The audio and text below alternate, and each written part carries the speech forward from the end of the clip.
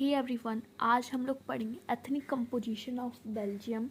तो सबसे पहले we need to understand the definition of ethnic composition, that is a group of individuals who have similarities with one another in relation to language, culture, history, or community is an ethnic composition or ethnicity. Okay, let us discuss first. See, यहाँ क्या कहना चाह रहा है कि for example से मैं एक समझाती हूँ, ठीक है। हमारी कम्युनिटी है, हमारी एक सोसाइटी है, ठीक है। वहाँ पे दो टाइप्स के लोग रहते हैं, ठीक है। एक होते हैं जो उर्दू बोलते हैं, ओनली एग्जाम्पल है ये। और एक ग्रुप लोग होते हैं वो उर्दू बोलते हैं, और एक लोग होते हैं वो हिंदी बोलते हैं। मान लो आप हो तो आपको हिंदी ज़्यादा बेटर आती है, तो आपको कंफर्टेबल किसके साथ फील होगा? हिंदी वाले के साथ, ऑब्वियस सी बात है। तो ऐसे करते, और जो उर्दू वाला है उसको उर्दू के साथ, तो ऐसे करते करते एक ग्रुप बन जाएगा उर्दू का और एक हिंदी वालों का अलग, ठीक है। तो वही एक हमारे ग्रुप बन जा रहा है ना इंडिविजुअल्स का, वो हमने लैंग्वेज के बेसिस बनाया है।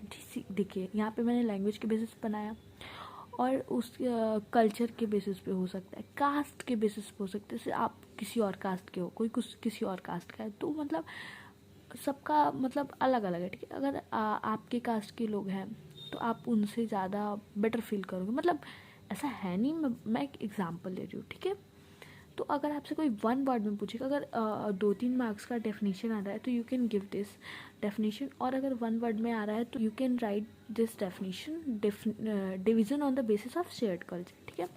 एक बार आप अच्छे से देख लो। ये मैंने ट्राई किया है कि मैं बेल्जियम का मैप बना दूँ, but I know it's not perfect, but I have tried my best. So ये बेल्जियम का मैप है, और यहाँ पे बेल्जियम के आसपास कुछ देश हैं, उसे भी हम देख सकते हैं। नीदरलैंड है, जर्मनी है, फ्रांस है। आप सोच रहे होगे इसके मतलब साइड में मैंने कुछ लिखा है, डच लिखा है, इधर फ्रेंच लिखा है, इधर जर्मनी लिखा। तो इधर नीदरलैंड में डच लैंग्वेज बोली जाती है, इसलिए यहाँ पे मैंने डच लिखा, ठीक है। फ्रांस में फ्रेंच बोला जाता है, जर्मनी में जर्मन लैंग्वेज बोला, ठीक है। तो और यहाँ पे आप सोच रहे होगे कि हाँ फ्लेमिश रीजन मैंने क्यों लिखा है, वेलगोनिया क्यों लिखा है, ठीक है। तब जब अपने बुक ओपन करोगे तो बुक में ये अच्छे से दिया हुआ है। जो ऊपर वाला पार्ट है, half and is Flemish region, तो जो ऊपर वाला पार्ट है उसे हम कहते हैं फ्लेमिश रीजन, और ये जो नीचे वाला है इसे हम वेलगोनिया रीजन कहते हैं। जानेंगे कि क्या होता है फ्लेमिश रीजन और क्या होता है वेलगोनिया रीजन। और ये जो मैंने छोटा सा मार्क किया हुआ है ना, ये ब्लू कलर से, ये है कैपिटल सिटी, मतलब कैपिटल है बेल्जियम का, जो कि ब्रुसेल है, ठीक है। अगर वन वर्ड में क्वेश्चन आ सकता है कि बेल्जियम का कैपिटल क्या है, तो वो ब्रुसेल है, ठीक है। और लिंग्विस्टिक में लिखा है लैंग्वेज स्पीकिंग ग्रुप्स।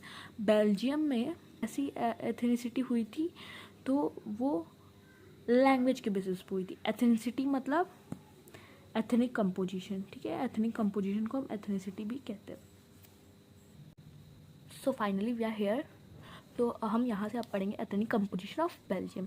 अगर आ जाए ना तो बस इतना लिख दो, फुल मार्क्स मिलेंगे। I can give you guarantee, full marks मिलेंगे, ठीक है। तो let us read it fast and understand line by line. 59% of people lives in Flemish region and speaks Dutch language, ठीक है। देखो 59% जो पीपल थे वो ऊपर वाले पार्ट में फ्लेमिश रीजन में रहते थे, और वो क्या बोलते थे? डच बोलते थे, ठीक है, डच बोलते थे।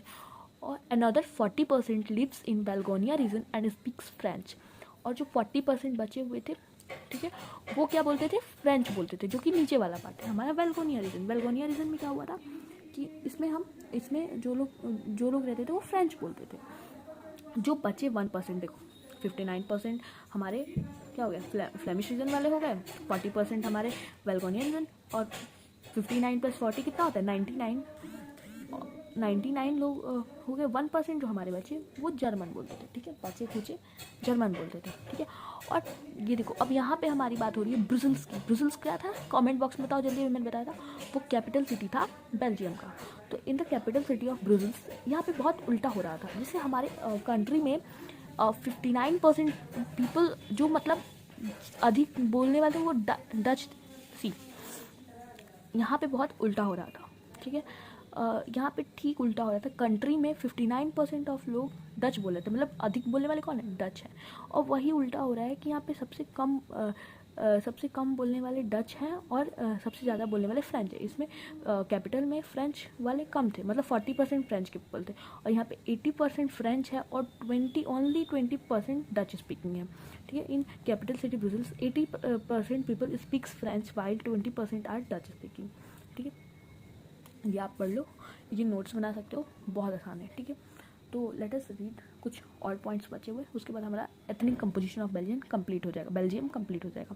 ठीक है, सी कुछ पॉइंट्स बचे हुए हैं, इसके बाद हमारा ethnic composition of Belgium complete हो जाएगा। ठीक है, first point is the minority French community was relatively rich and powerful. See, minority और मेजॉरिटी मतलब आपको पता होगा, ये मुझे बताने की कोई ज़रूरत नहीं है, फिर मैं बताती हूँ। मेजॉरिटी मतलब कि जहाँ पे मेजर मतलब लोगों की संख्या ज़्यादा हो उसे हम मेजॉरिटी बोलते हैं, और जहाँ पे लोगों की संख्या कम हो उसे हम माइनॉरिटी बोलते हैं, इन सिंपल वर्ड्स। ठीक, तो माइनॉरिटी मतलब जहाँ पे कम लोगों की, देखो फ्रेंच है हमारी कैपिटल सिटी में, वो कम है, और कैपिटल सिटी में कंट्री में हमारे फ्रेंच स्पीकिंग कम है, लेकिन वो लोग रिच है और पावरफुल है। ठीक है, और this was resented by Dutch speaking community, और जो हमारी डच स्पीकिंग कम्युनिटी है जो कि फ्लेमिश रीजन वाले हैं, वो संख्या में तो ज़्यादा है, उनके पास यही बेनिफिट है। देखो इनके पास फ्रेंच स्पीकिंग माइनॉरिटी के पास क्या है बेनिफिट, कि वो लोग रिलेटिवली रिच और पावरफुल है, रिच हैं पैसे वैसे में और पावरफुल है, और ये लोग क्या है, रिच तो नहीं है, लेकिन ये लोग क्या, इन लोग का इकोनॉमिक डेवलपमेंट ज़्यादा है,